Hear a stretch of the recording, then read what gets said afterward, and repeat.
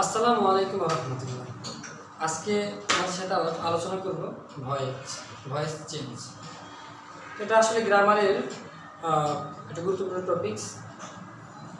এটা আমাদের বাংলাদেশ এবং ভারত দুই দেশে প্রচুর পরিমাণ পরীক্ষা থাকে সিলেবাসের মধ্যে। তো এই ভয়েসটা আমরা অনেকভাবে শিখে থাকি, অনেকে টেন্স অনুযায়ী ভার্বের চেঞ্জ শিখে থাকি।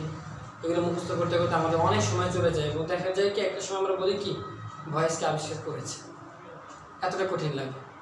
তো আমি চেষ্টা করবো সার্বিকভাবে যতটা সহজে সম্ভব আজকে শুধু অ্যাসার্টিভ সেন্টেন্সের ভয়েস চেঞ্জ আমরা আলোচনা করব। তো বন্ধুরা, যেটা বলতে চেয়েছিলাম যে আমাদের ভয়েস চেঞ্জ করতে হলে আসলে আমাদেরকে সাবজেক্ট এবং অবজেক্টটা ভালোভাবে চেনা দরকার।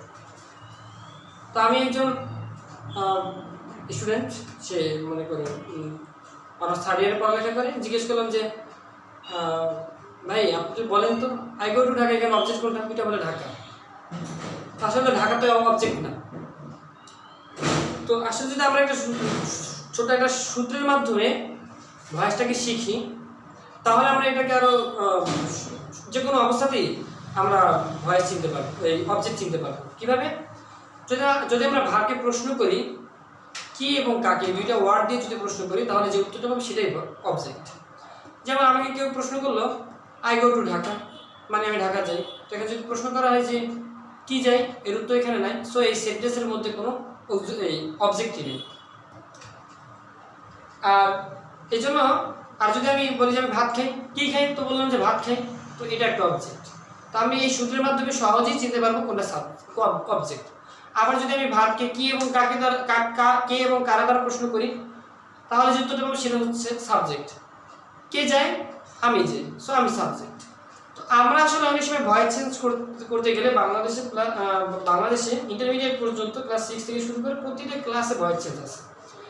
এবং সে ক্লাস 10 উঠার পরে একটা লম্বা একটা সেন্টেন্স দেখার পর সে হিমশিম খাচ্ছে যে অবজেক্ট কোনটা সেটাই তো খুঁজে পেতেছে না, সাবজেক্ট কোনটা খুঁজে পাচ্ছে না। এবং বেশিরভাগ সময় বাংলাদেশে এসএসসি পরীক্ষা পর্যন্ত বোর্ডে অ্যাসার্টিভ সেন্টেন্সের ভয়েস চেঞ্জটাই বেশি আসে, অথচ সেই নর্মাল ভয়েস চেঞ্জটাই সে করতে পারতেছে না, শুধু সাবজেক্টটা ঠিকমতো চিনতে পারেনি। কেউ প্রশ্ন করলো যে I came to Dhaka yesterday, তো মনে করলো যে ভার্বের পরে যেটা সবাই শেষে বসে সেটাই মনে হয় অবজেক্ট, সেই স্টেটটাকে ইয়েস্টারডে এটাকে সাবজেক্ট বানায় বসে রয়েছে। তো আমাদের এইসব কারণে ভুল হয়েছে। তো যাই হোক, আমি এখন তোমাদেরকে শেখাবো কীভাবে খুব সহজে আমরা সাবজেক্ট অবজেক্ট চিনতে পারি এবং অ্যাসার্টিভ সেন্টেন্সের ভয়েস চেঞ্জ করতে পারি। সেই সাথে টেন্স অনুযায়ী যেহেতু ভয়েস চেঞ্জের প্রত্যেকটা অক্সিলারি চেঞ্জ হয়, আমি সেটাকে তোমাদেরকে শর্টকাট দেখানোর চেষ্টা করব। তাহলে আর কথা না বাড়িয়ে আমরা ক্লাসটা এনজয় করি। চেষ্টা একটা সেন্টেন্স লিখে প্রথমে আই টিচ।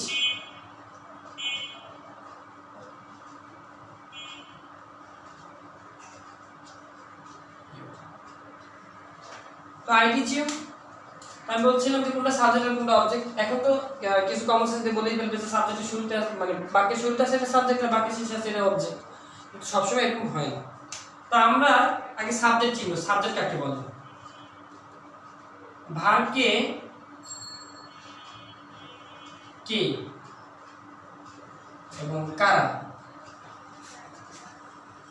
দ্বারা প্রশ্ন করলে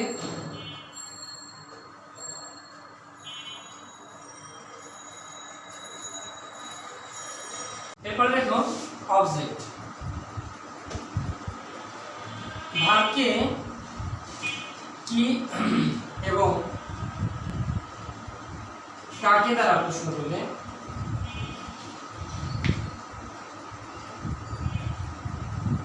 অবজেক্ট পাবো। যাই হোক বন্ধুরা, যে বলতেছিলাম যে আমাদের সাবজেক্ট এবং অবজেক্ট চেনা খুব জরুরি। যেমন বলতে বলি যে কি, আই টিচ ইউ, আমি শিখাই তোমাকে। কাকে শিখাই? তোমাকে। তো কাকে উত্তর এখানে আসে, তার মানে এটা অবজেক্ট। তো আমরা সাবজেক্ট এবং অবজেক্টকে এইভাবে সহজে চিনে ফেলতে পারবো। তো যাই হোক বন্ধুরা, আমরা সাবজেক্ট এবং অবজেক্ট চিনলাম। এরপর আমরা আসি ভয়েস চেঞ্জের সাধারণ রুলস।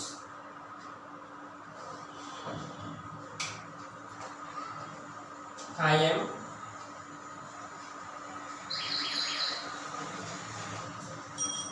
teaching you.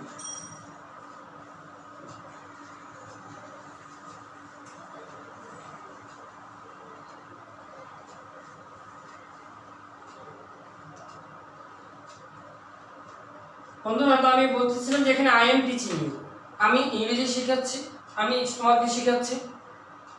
কে শেখাচ্ছে? আমি। তো এটা সাবজেক্ট। আর কাকে শেখাচ্ছি? তোমাকে। তো এটা কি? অবজেক্ট। তো আমরা অ্যাসার্টিভ সেন্টেন্সের ভয়েস চেঞ্জ করার জন্য 5টি সাধারণ নিয়ম ফলো করব এবং এই 5টা সাধারণ নিয়ম মুখস্থ করতে হবে এবং স্ট্রিক্টলি প্রয়োগ করতে হবে। যদি প্রয়োগ করি তাহলে আমাদের ভয়েস চেঞ্জ করা একদম সহজ হয়ে যাবে।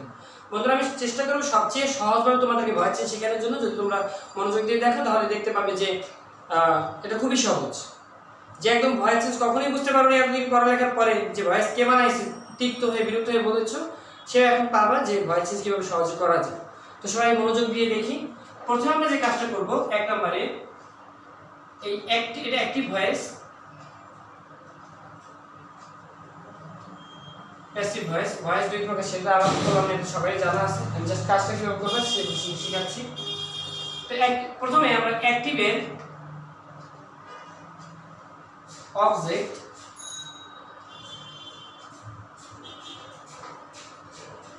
প্যাসিভের সাবজেক্ট হবে। আমরা করি সেটা। এখানে অবজেক্টটা কি? ইউ। ইউ এর সাবজেক্টিভ ফর্ম কি? ইউ। 2 নম্বরে আমরা অক্সিলিয়ারি ভার্ব ব্যবহার করব।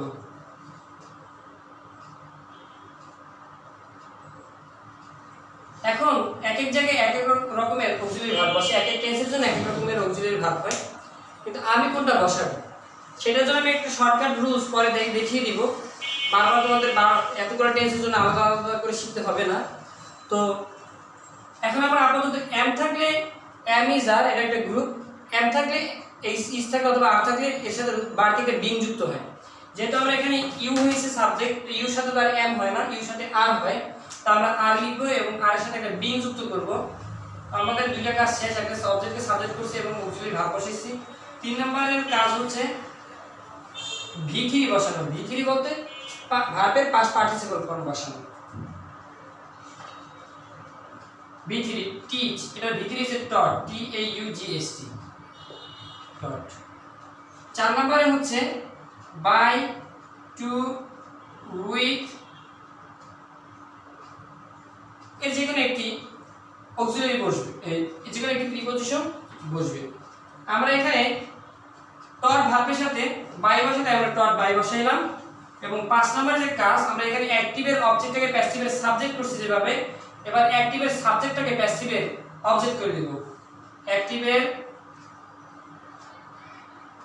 সাবজেক্টটাকে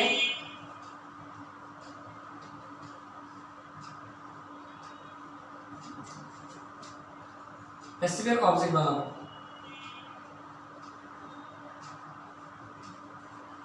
দেখেন আই আছে, আই এর অবজেক্টিভ ফর্ম হচ্ছে মি। আমরা কোনটা চেঞ্জ হয়ে সাবজেক্ট অবজেক্ট হয়ে কি বসে সেটা আমরা পরে দেখাবো।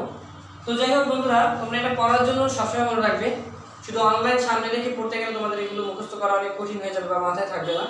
তোমরা এটাকে সুন্দর করে খাতায় তুলে তারপর পড়লে এবং সংরক্ষণ করে পড়লে তোমরা ভালো করতে পারবে। তো আমরা সাধারণ নিয়মটা শিখলাম। এরপর আমরা শিখবো ভয়েস চেঞ্জের যে টেন্স অনুযায়ী যে আমরা পড়েছি যে অক্সিলিয়ারি বিভিন্ন ক্ষেত্রে বিভিন্নভাবে চেঞ্জ হয়, টেন্স চেঞ্জ হয়। তো আমরা এখন সেইটার জন্য দেখবো যে অক্সিলিয়ারি চেঞ্জ করলে কি হয়। এতক্ষণ ভয়েস চেঞ্জের সাধারণ নিয়ম শেষ করেছিলাম, এখন আমরা শিখব অক্সিলিয়ারি চেঞ্জ। দেখি আমরা অনেক টিচাররা বা আমরা যখন ছোটবেলায় শিখেছি তখন দেখছি যে তারা টেন্স অনুযায়ী আমাদের ভার্বগুলো চেঞ্জ করা শেখায়। তো এই কোন টেন্সে কোনটাই 12টা মনে রাখতে রাখতে আমাদের বয়স অবস্থা খারাপ। তো এই জন্য আমি শেখাবো যে খুব সহজে আমরা দেখে দেখে ভয়েস চেঞ্জ শিখবো। আচ্ছা, আমরা ইংরেজিতে 12টা টেন্স রয়েছে, এর মধ্যে 2টা টেন্স আছে যাদের কোনো অক্সিলিয়ারি ভার্ব নেই। একটা হচ্ছে প্রেজেন্ট ইনডিফিনিট টেন্স আর একটা হচ্ছে পাস্ট ইনডিফিনিট টেন্স। তো প্রেজেন্ট ইনডিফিনিট টেন্সের স্ট্রাকচারটার মধ্যে যেহেতু প্রেজেন্ট, আমি শর্ট ফর্মে একটু লিখলাম। তো প্রেজেন্ট ইনডিফিনিট টেন্সে যেহেতু অক্সিলিয়ারি ভার্ব নাই, আমরা যখন ভয়েস চেঞ্জ করব তখন এখানে এম ইজ আর আসবে। আর পাস্ট ইনডিফিনিট টেন্সের স্ট্রাকচারে সাবজেক্ট প্লাস V2। তো পাস্ট তো সেক্ষেত্রে এখানে কোনো অক্সিলিয়ারি নাই, আর এখানে শুধু অক্সিলিয়ারি বসবে। বাকিগুলো আমরা দেখে দেখে বসাবো। কেমন? যে যদি কোনো সেন্টেন্স কোনো অ্যাক্টিভ ভয়েসের মধ্যে এম থাকে, অথবা ইজ, অথবা আর, অথবা ওয়াচ, অথবা ওয়ার, অথবা শ্যাল বি, will be। তো এই am is are was were shall be will be এটাই present continuous tense, past continuous tense, future continuous tense. তিনটা টেন্স আমরা একবারে শিখবো। যদি এরা থাকে তো এরা থাকবে, সেই সাথে বাড়তি একটা অ্যাক্টিভ থেকে প্যাসিভে যাওয়ার সময় বাড়তি একটা বিং যুক্ত হবে। আবার am being থাকলে শুধু am হবে, is being থাকলে শুধু is হবে যখন আমরা প্যাসিভ থেকে অ্যাক্টিভে আসবো। আর এদেরকে আমরা দেখে দেখে বসাতে পারবো যে am আছে am being হবে, is আছে is being হবে, are আছে are being হবে। এরপর যদি সেন্টেন্সের মধ্যে have থাকে, has থাকে, অথবা had থাকে, অথবা shall have,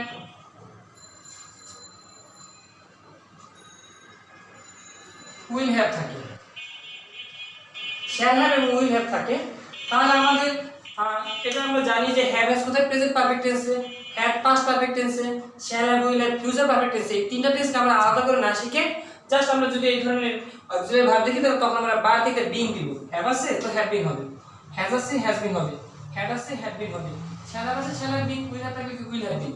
তো এইভাবে আমরা খুব সহজেই তিনটা টেন্সকে একবারে শেষ করে ফেলতে পারি। এরপর আমাদের বাকি থাকে মোডালস, যেমন ফিউচার ইন্ডিপেন্ডেন্ট টেন্স সাবজেক্টের পরে শ্যাল উইল মূল ভার্ব প্রেজেন্ট ফর্ম বসে। তো এই শ্যাল উইল থাকলে কি বলবে, সেই সাথে আমাদের যে ইংরেজি গ্রামারের মধ্যে 13টা মোডালস আছে, এই 13টা মোডালসকে আমরা একবারে শেখার চেষ্টা করব। মোডালস প্লাস বি, যদি মোডালস থাকে তো মোডালসদের সাথে যোগ হবে শুধুমাত্র বি।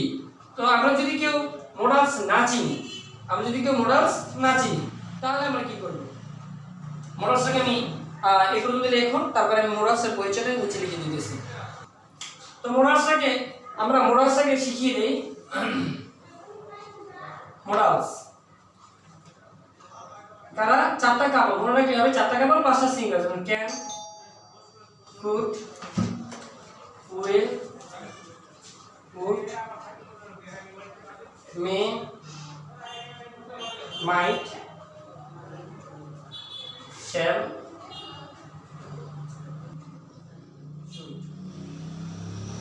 আর পাঁচটা সিঙ্গেল হচ্ছে use to, ought to, need, dare, must। এই আমরা মোডালসের পরিচয় জানলাম।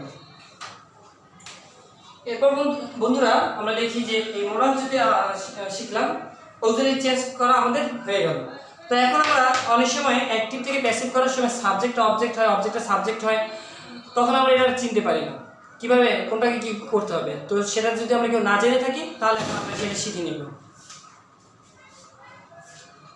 সাবজেক্ট ও অবজেক্টের চেঞ্জ। আমরা এখানে কেসটাকে একবারে শিখে ফেললেই পারি। Subjective, objective, possessive, possessives. Subject যদি আই হয়, অবজেক্ট হয় মি, আর পসেসিভ হয় মাইন এবং মাইন। সাবজেক্ট যদি উই হয়, অবজেক্ট হবে আস, আওয়ার, আওয়ার্স। যদি ইউ হয়, এটার অবজেক্ট হয় ইউ, পসেসিভ হচ্ছে ইয়োর, ইয়োর্স। যদি হি থাকে, হিম হবে, হিজ হবে। সি থাকে, হার হবে, এটা পসেসিভ হার। যদি ইট হয় তাহলে ইট, পসেসিভ হচ্ছে ইজ। আর যদি নেম থাকে, দে থাকে, দেম হবে অবজেক্ট, আর এটা পসিবল হচ্ছে দেয়ার। তো এর মাধ্যমে আমরা সাবজেক্ট অবজেক্ট হলে যা হবে, অবজেক্ট সাবজেক্ট হলে যা হবে সেটা আমরা একবারে শিখে ফেলব। তো বন্ধুরা, ভয়েস চেঞ্জের মধ্যে যতগুলো বিষয় আমাদের করার, মানে যে বিষয়গুলো আমাদের না জানলেই নয়, সেই জিনিসগুলো আজকে আমরা পার্ট 1 এর মধ্যে জানিয়ে দিলাম। আমরা ভয়েস চেঞ্জকে আরো 2টা পার্টের মাধ্যমে শেষ করব। আসলে ব্যাপার কি, গ্রামে অনেক সময় মহিলারা বলে রান্না করতে গিয়ে সময় লাগে গুছাইতে।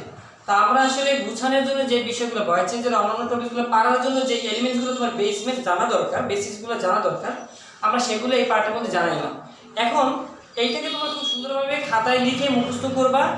করার পরে আমরা যখন পার্ট 2 এবং পার্ট 3 তে যাব, তখন দেখো তোমাদের কাছে ভয়েস চেঞ্জ একটু কঠিন না, যেহেতু তোমাদেরকে আমি এমনিতেই আগে দিচ্ছি, এগিয়ে রাখছি এভাবে যে তোমরা টেন্স অনুযায়ী অক্সিলারিকে মুখস্থ করতে, আমি কি করছি তোমরা অক্সিলারি দেখে দেখে অক্সিলারিকে চেঞ্জ করবা।